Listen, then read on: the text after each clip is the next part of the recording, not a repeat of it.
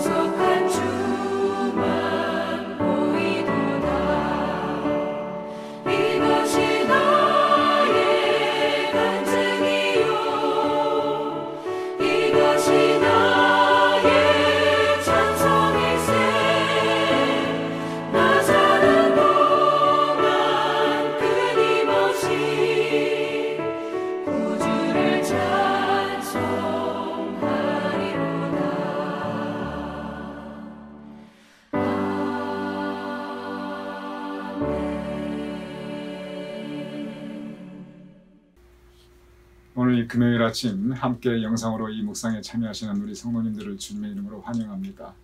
오늘 하루도 주님은 정 가득한 복된 날 되심을 축원드립니다.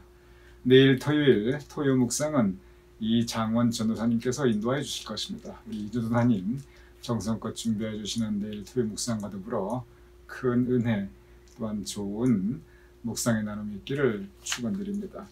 어제 우리가 함께 중보자 예수 그리스도에 대해서 묵상하였습니다.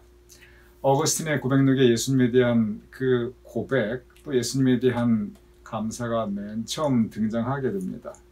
선하신 하나님, 그리고 죄된 모습, 나의 죄된 모습, 그 중간에 예수님께서 중보자, 나를 위해 도우시는 분, 나를 위해 도우시는 분으로 하나님과 나의 중간에 계십니다. 그래서 나의 죄를 대속하여 주십니다. 중보라는 뜻 자체가 은혜로 돕는다는 뜻이거든요.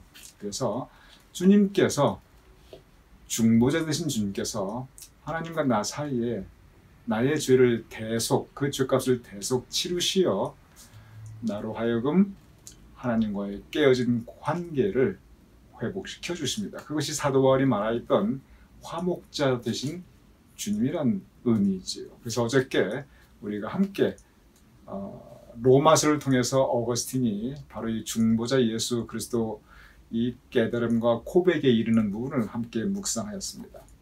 이 부분은 정말 중요한 부분입니다. 왜냐하면 지금까지는 어거스틴의 초점이 어디에 있었냐면, 야, 세상이 왜 이렇게 악하냐, 내 마음에, 내 삶에 왜 이렇게 죄가 많냐, 이 악과 죄에 그의 초점이 있었습니다.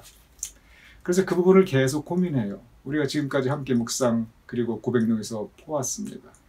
그런데 이제 중보자 예수 그리스도를 바라보면서 어거스틴의 초점이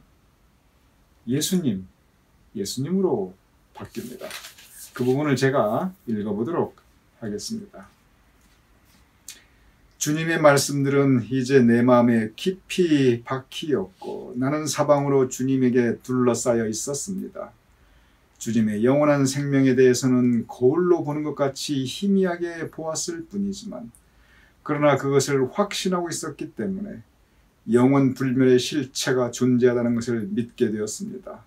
다른 모든 실체가 그 영원한 실체 하나님으로부터 나왔다는 것도 나는 이제 의심하지 않게 되었습니다.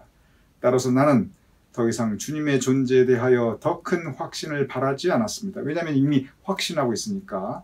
도리어 내 자신이 주님 안에 견고하게 서 있게 되기를 바라게 되었습니다. 이제 내 자신이 주님 안에 더 견고하게 서 있게 되기를 바라게 되었습니다. 어거스틴의 초점이 주님을 향합니다.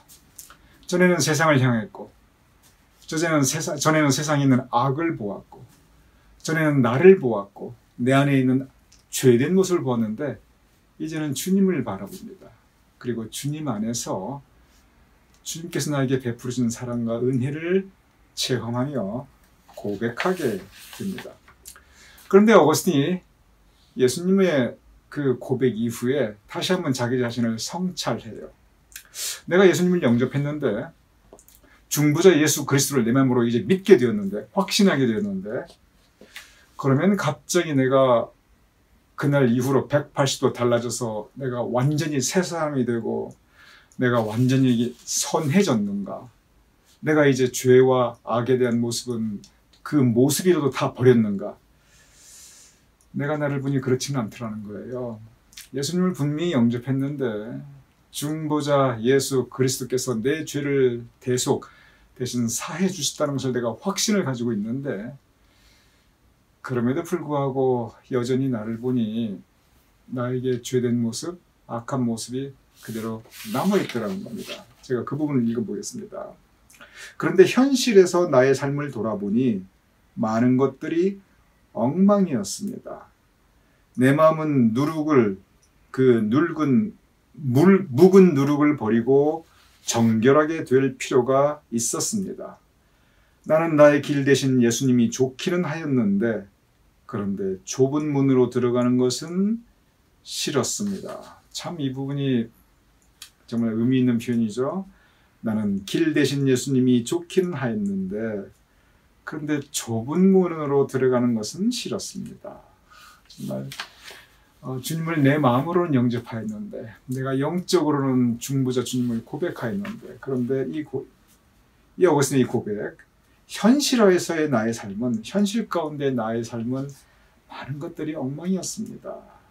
내 마음은 여전히 누군 무룩으로 가득 차 있기 때문에 그것을 버려야 할 필요가 있었습니다. 참 진솔합니다. 이 고백록을 보면 참 진솔해요. 그래서 예수님을 영접했는데도 내가 이렇게 죄된 모습이 있구나. 이건 내가 이중적인 것이 아닌가. 여기에 어거스틴이 많은 고민을 합니다. 그러면서 이제 그 생각이 어디로 발전해 나가냐면, 제가 지난번에 말씀드렸죠. 어거스틴의 이 고백록을 보면 그의 생각이 계속 이렇게 발전되어 나갑니다. 그 묵상이 쭉 계속 진행되어 나갑니다. 그러면서 이제 이 부분도 그래요. 주님을 영접했는데 여전히 현실 속에서의 나는 많은 것들이 엉망이다. 여기에 자기 한계를 느껴요. 그런데 여기에서 이 한계를 느끼는 어거스틴의 묵상이 어느 쪽으로 발전해 나가냐면, 오히려 내가 이렇게 죄된 모습이기 때문에, 오히려 현실에서 내가 이렇게 여전히 아직 이 엉망인 모습이 있기 때문에 그렇기에 나의 회개가 의미 있는 것이 아니냐. 내가 이렇게 죄의식 때문에 고민한다는 것, 내가 나 자신에게 절망한다는 것, 오히려 이것이 있기에 내가 주님께 더 가까이 나갈 수 있지 않느냐, 그 생각을 합니다. 만약에 나에게 죄의식이 없다면, 그래서 내가 이 죄로 인한 내 마음의 고통과 죄로 인한 내가 나 자신을 바라보는 그 절망감이 없다면, 그러면 내가 주님의 은혜를 내가 어떻게 느낄 수 있는 것인가? 이것이 오히려 필요악이 아닌가, 그 생각을 하게 돼요. 즉, 내 죄의 고백, 그 죄 때문에 내가 나를 바라보는 그 절망감이 클수록, 죄로 인한 내 마음의 고통이 클수록 오히려 주님께서 나를 사랑하신다는 그 믿음, 이러한 나를 받아주셨고 용서해 주셨다는 그 감사가 더 큰 것이 아닌가, 어거스틴이 그 고백을 합니다. 제가 읽어보겠습니다. 만약에 한 번도 죄에 대해서 절망해 보지 않고 나 자신의 죄로 인한 영적 위험에 처해 본 적이 없다고 한다면, 나 자신에 대해서 한 번도 절망해 보지 않았다는 것보다 오히려 절망에 빠졌다가 거기에서 건짐을 받고 거기에서 벗어났을 때 사람이 더 기뻐하는 이유는 무엇입니까? 그러니까 한 번도 절망해 보지 않았다고 한다면, 한 번도 큰 고통을 겪어보지 않았다고 한다면, 그렇게 사는 것보다는 오히려 절망에 푹 빠져서 한계성도 느껴보고 자기 자신에 대해서 내가 왜 이거밖에 안 되나, 이런 고통도 느껴보고 그 후에 건짐받았을 때 더 기쁘지 않는가. 그 이유가 무엇인가, 그 얘기예요. 계속 읽어보겠습니다. 자비로우신 하나님, 주님께서도 죄인 한 사람이 회개하면 회개할 것 없는 의인 99으로 말미암아 기뻐하는 것보다 더 기뻐하시는 그런 분이 주님이십니다.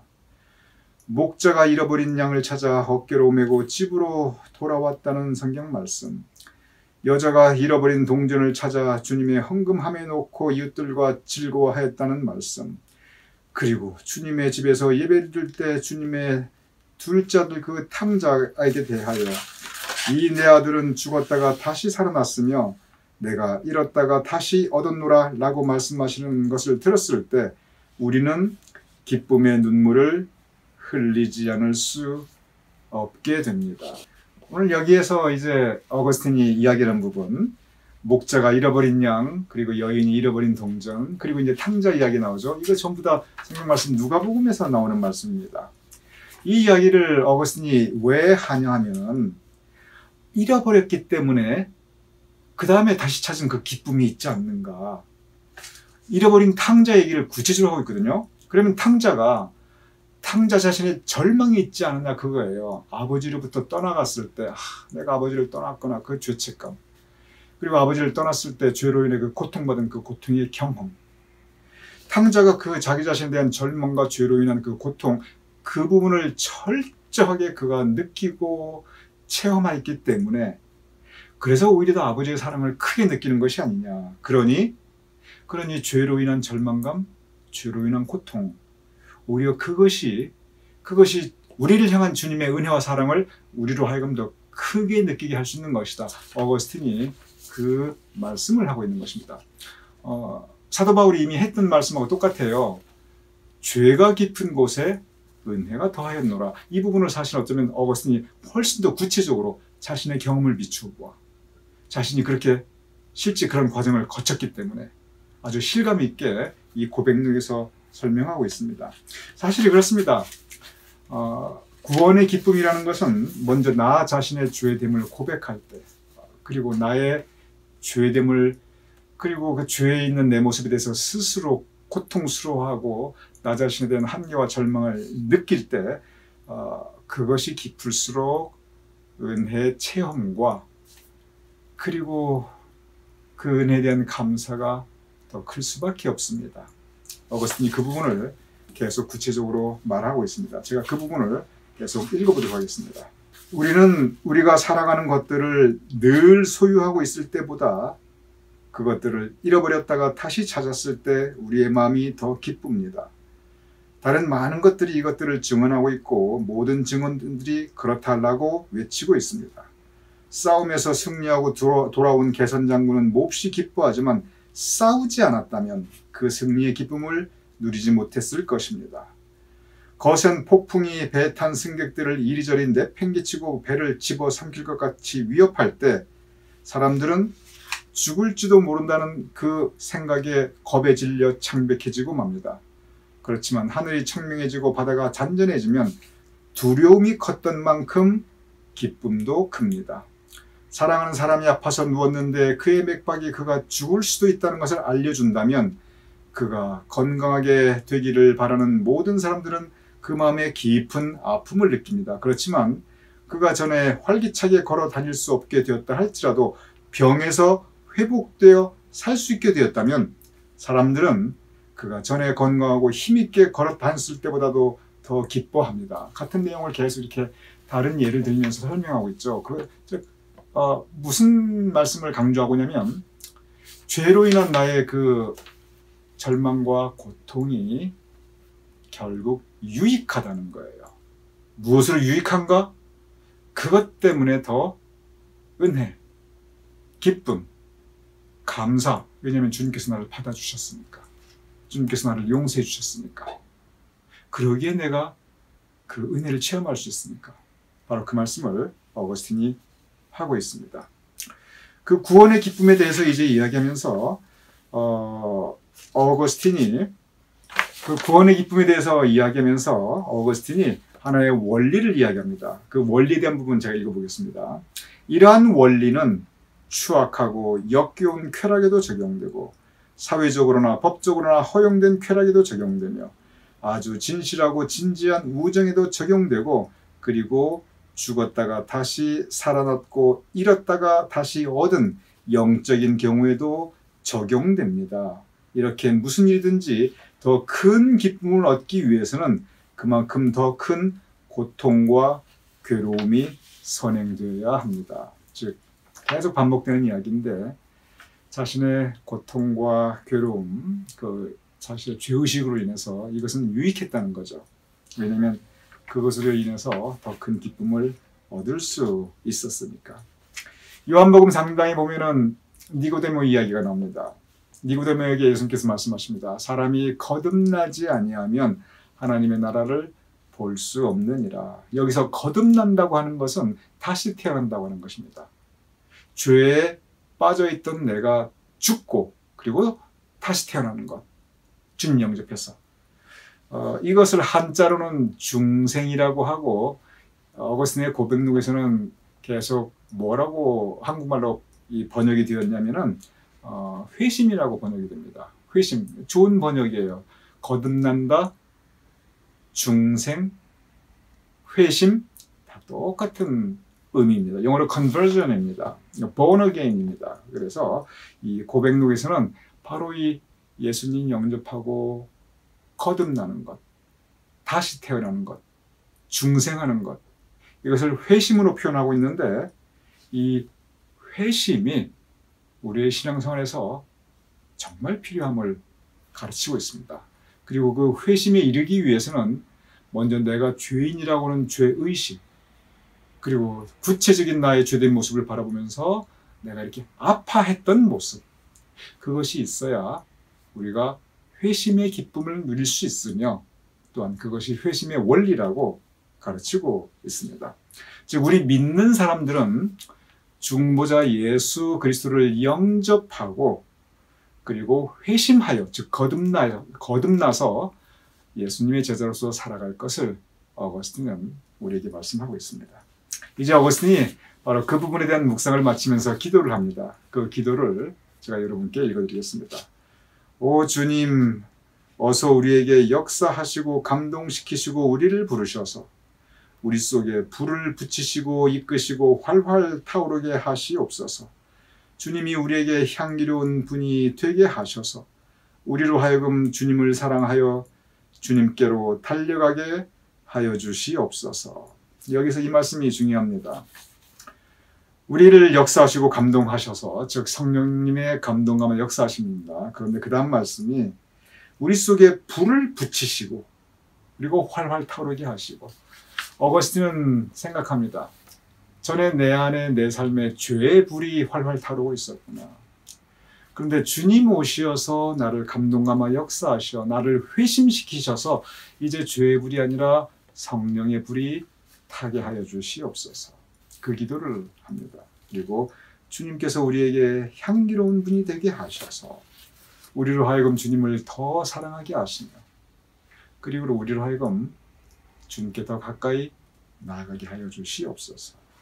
이 기도를 어거스틴이 올리게 됩니다. 어거스틴이 이제 예수님에 대한, 주님에 대한 묵상이 점점점 더 깊어지고 그 신앙의 지경이 점점점 확장되는 것을 우리가 볼 수 있습니다. 전에는 죄와 그리고 악에 대해서 그리고 세상에 대해서 그의 눈이, 그의 초점이 있었지만 이제 중보자 주님을 향해서 그의 눈이, 그의 초점이 이제 가게 됩니다. 그러면서 회심, 이제 내가 다시 거듭나서 내가 비록 전에는 이 죄의 고통과 그 나에 대한 절망되는, 정말 내가 아파했는데 극심하게 정말 주님을 영접하게 하는 더 큰 이 회심의 기쁨을 느끼게 하는 정말 유익한 것이구나. 이제 내가 더 주님께 가까이 나가야지. 이런 결단, 이 고백과 결단이 오늘 우리의 동일한 고백과 결단이 되기를 주님 이름으로 축원드립니다.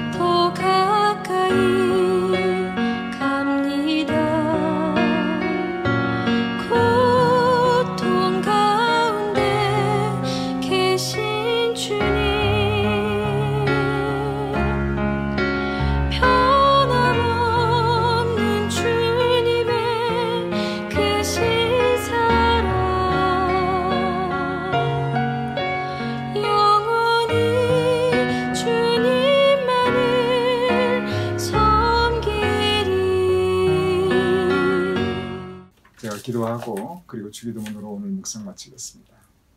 아버지 하나님, 어거스틴의 고백 그리고 결단을 돌아보옵나이다. 우리도 동일한 고백, 동일한 결단을 하게 하여 주시옵소서. 죄의 고백, 그러나 아버지 하나님 은혜의 고백이 있게 하여 주시옵소서.